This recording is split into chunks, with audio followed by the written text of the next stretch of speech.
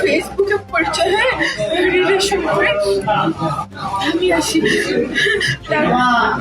ফেসবুকে প্রেম, আর সেই প্রেমের টানে কুড়িগ্রাম থেকে যশোরে এসেছিলেন অনিকা, আর হাত ধরেছিলেন আসাদুজ্জামানের।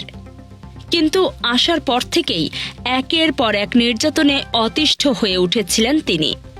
শেষমেশ নেশাগ্রস্ত স্বামীর নির্যাতনের শিকার হয়ে বৃহস্পতিবার বিকেলে 999-এ কল করে নির্মম নির্যাতনের হাত থেকে রেহাই পান তিনি।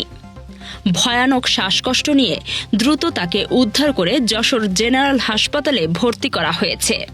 আসাদুজ্জামান মনিরামপুর উপজেলার মোরশেমনগর গ্রামের লিয়াকত আলী মোড়লের ছেলে। মারার পর পাঁচটা সাড়ে পাঁচটার দিকে আপনি কেন আসছেন? আমাকে আসাদ মারার পর, আমার হাজবেন্ড মারার পর মানে আমি দরজা লক করে 999-এ ফোন দিই। মানে এত ভয় করতেছিল আজকে আমি কোনো হয়ে যাওয়ার ভয়ে 999-এ ফোন দিই। আপনার বাবার বাড়ি কুড়িগ্রাম। 24 সালের পহেলা মে।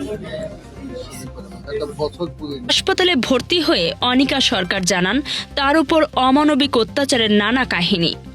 অভিযোগ রয়েছে, স্বামী আসাদুজ্জামান কখনো নিজেকে আইনজীবী, আবার কখনো শিক্ষানবিশ আইনজীবী হিসেবে পরিচয় দেন। আদালত পাড়ায় তার বিরুদ্ধে নানা অভিযোগ রয়েছে।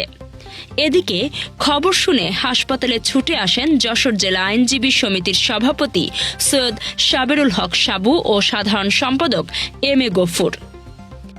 চলে এসেছি আমি বাড়ির প্রতিনিধি হিসাবে, সেক্রেটারি হিসাবে এটা আইনগতভাবে ব্যবস্থা করতে পারবো। উনি স্বীকার করেছেন যে ওনার হাজব্যান্ড আপনাদের বাড়ির সদস্য। না, উনি বাড়ির সদস্য না না, উনি হলো অ্যাপ্রেন্টিস অ্যাডভোকেট, সে হলো যে রেগুলার সদস্য না।